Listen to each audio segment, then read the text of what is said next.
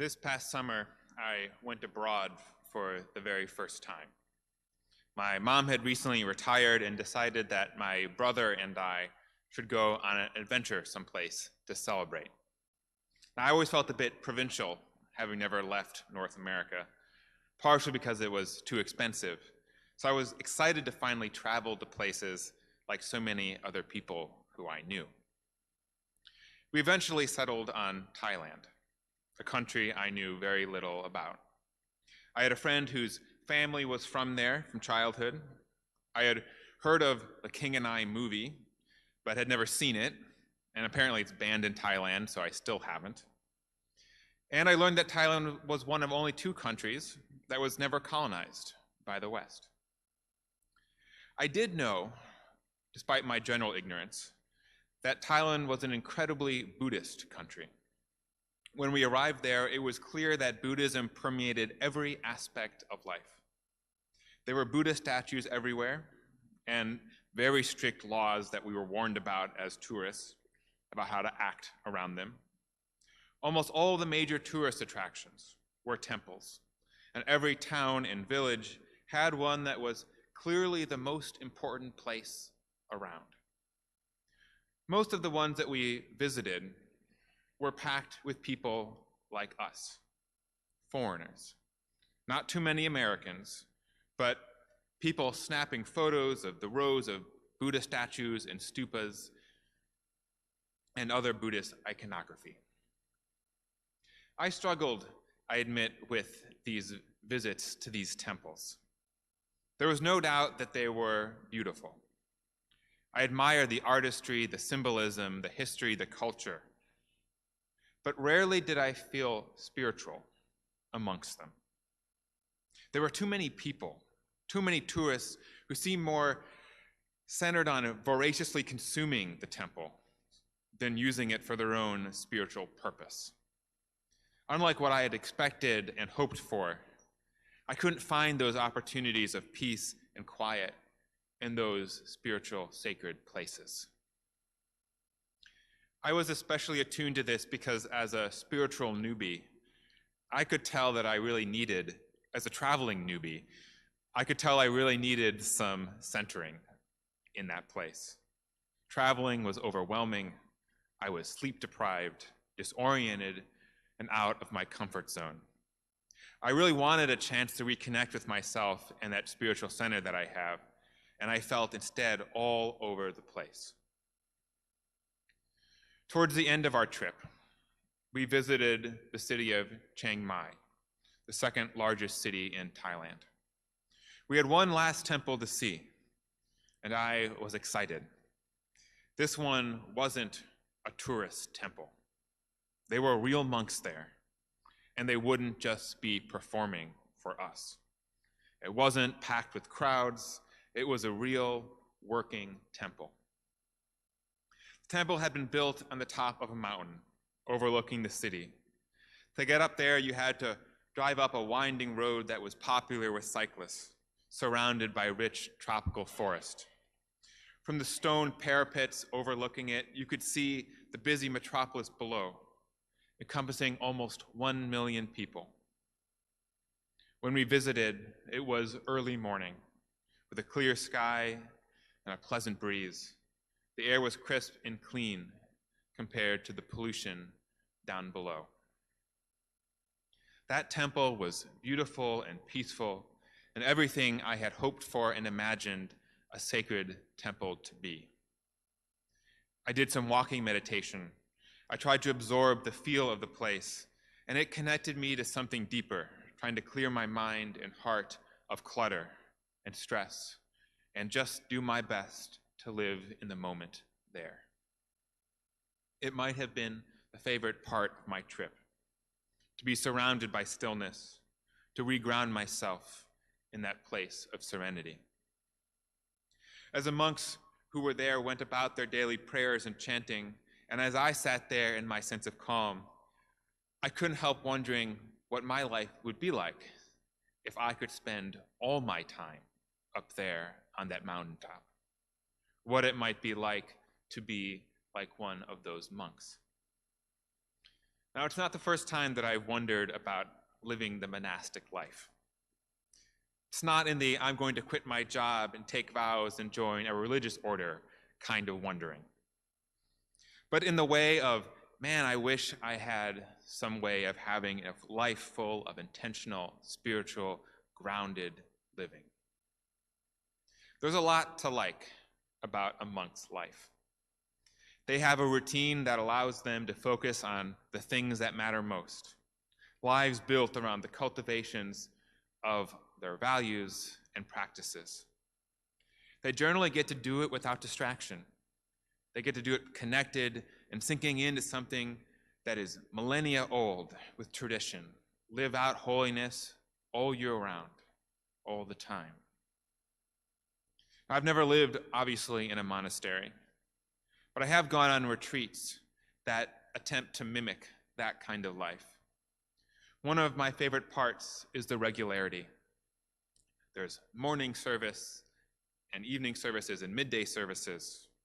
There are scheduled meals together, sometimes in silence, sometimes with speaking. There's time for silent reflection and reading and singing together. Structures that are built into your everyday structure that require you to stop and reconnect with yourself and the very best parts of the world. These kind of experiences and communities are buttressed by being able to share them with other people. The monks have each other, a sense that they are not alone and that they have companions on the journey.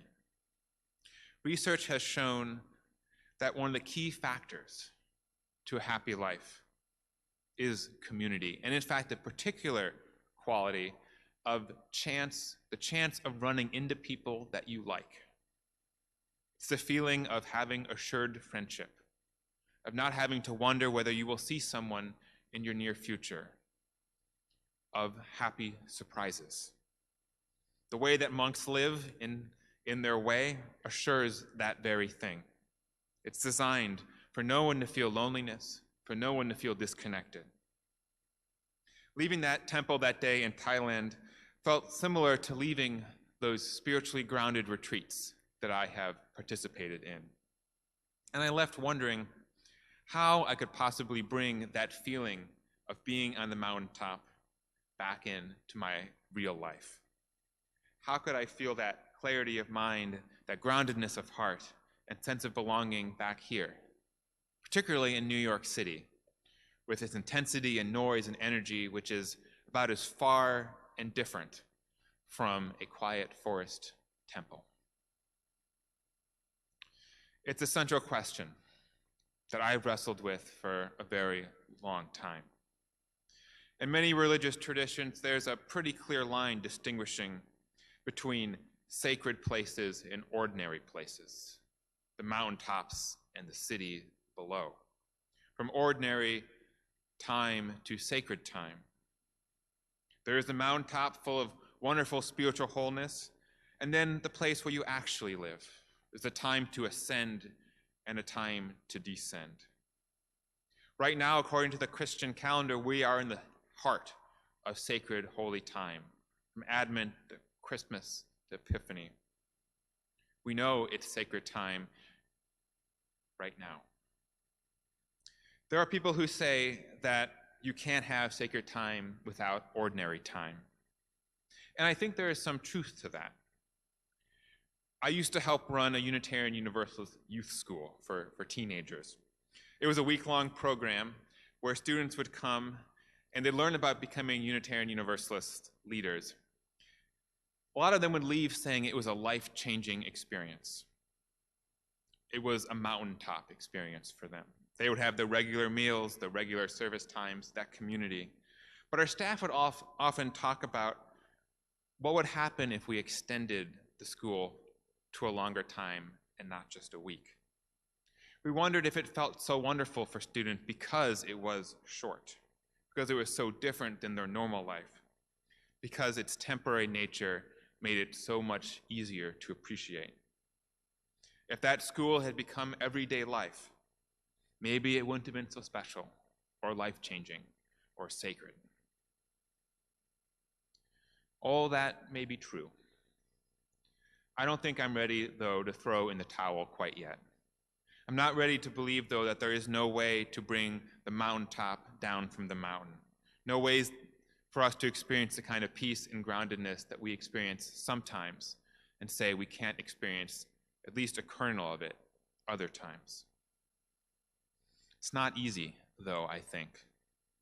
Jack Kornfield, who is a widely respected American Buddhist teacher, writes about his attempt to integrate his deep spiritual practice into his everyday life. Many years ago, he, as a young American, went also to Thailand and felt the power of monastic experience. He discovered a monastery there and dove in, spent years studying and practicing, and eventually became ordained and took vows, pledging his life to the practice and community of Buddhism. And then he decided to test himself. He returned to the United States, and he returned specifically to this wonderful city where we all live. There were very few Buddhist monasteries here in the United States at the time, and none of his tradition, and he wanted to see whether he could make it stick outside of where he practiced. He arrived in New York City on a train from Grand Central Station. He was still practicing, and so he was decked out in his orange monk robes. He had shaved his head. And he recalls walking down Fifth Avenue, attempting to meditate as he went. He tried to picture the shops and the massive crowds as the same as the trees and stones of his forest monastery that he had left. When he finally got to where he was going, he was trying to see his sister at her office building. He started meditating in the lobby of her office. As he did, he found himself quickly disrupted. There's a group of people down the hall from him, and they had noticed him.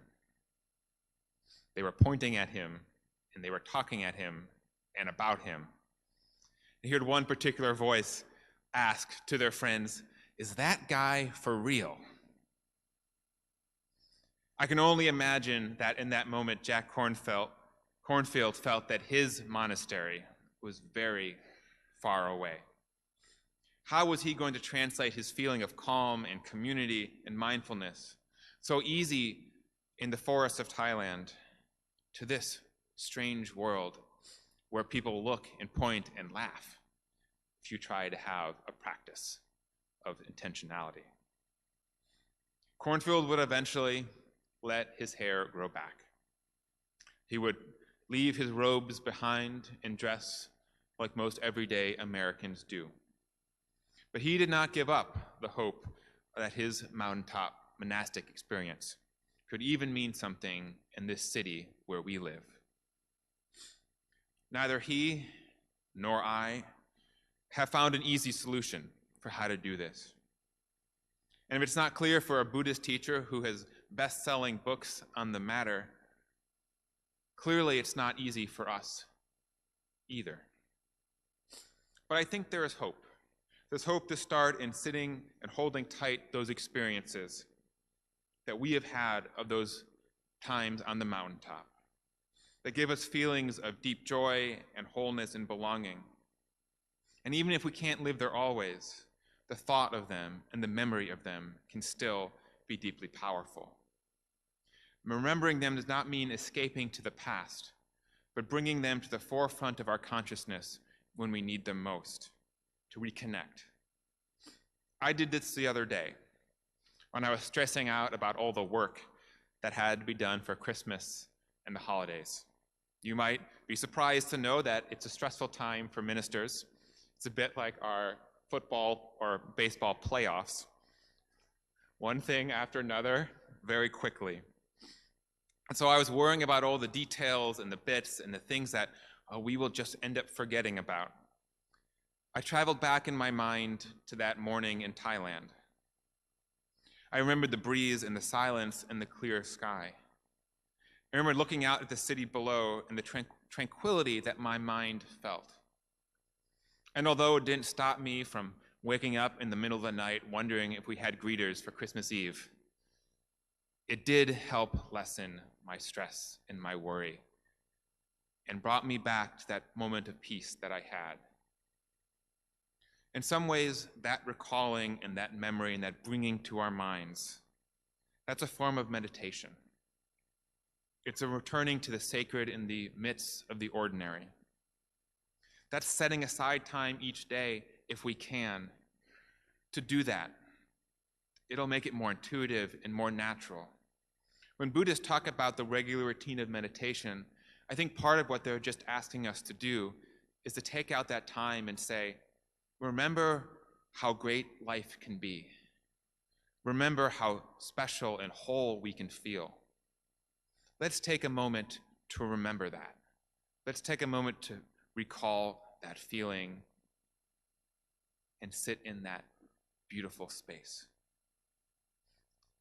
For a lot of us, meditation can feel like work, can feel like stress.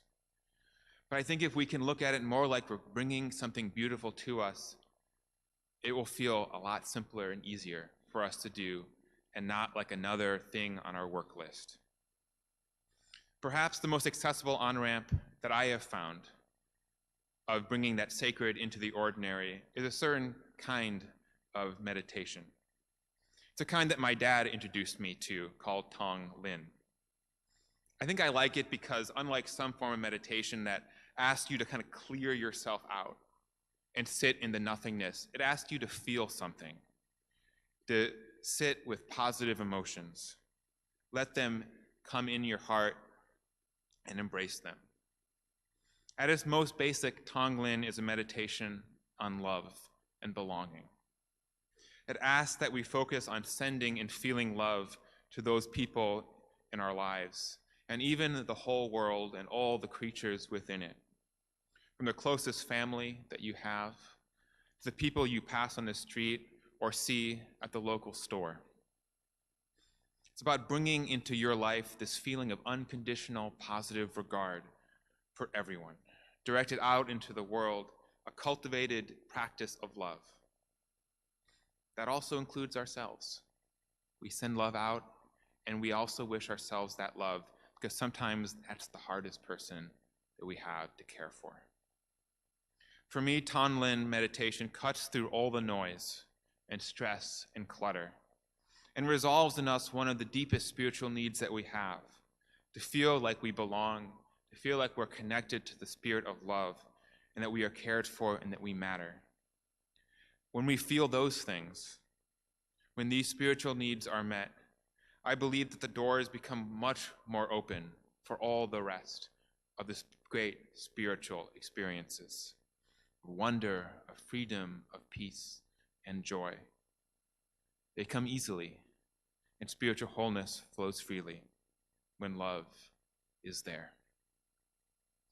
Bringing down the mountain from the mountaintop takes practice, it takes intentionality, but it means that we don't have to live wishing that we were someplace else, that it wasn't Christmas all year round, that our life as it is on the daily basis isn't good enough. Our lives won't be like being on a spiritual retreat. They won't be like being a monk on a beautiful forest monastery. But it does mean that we can get closer to what we seek and so very much need. A life that is not compartmentalized, but is full of hope and wholeness and peace. Each of us deserves that kind of life all the time, not just some of the year, not just when we travel, not just even in our memory. We deserve the sacred and the holy now. And so, friends, may we do the practice. May we have the hope in its promise. And so that now and next time, we can bring the mountain down to us. May it be so, and amen.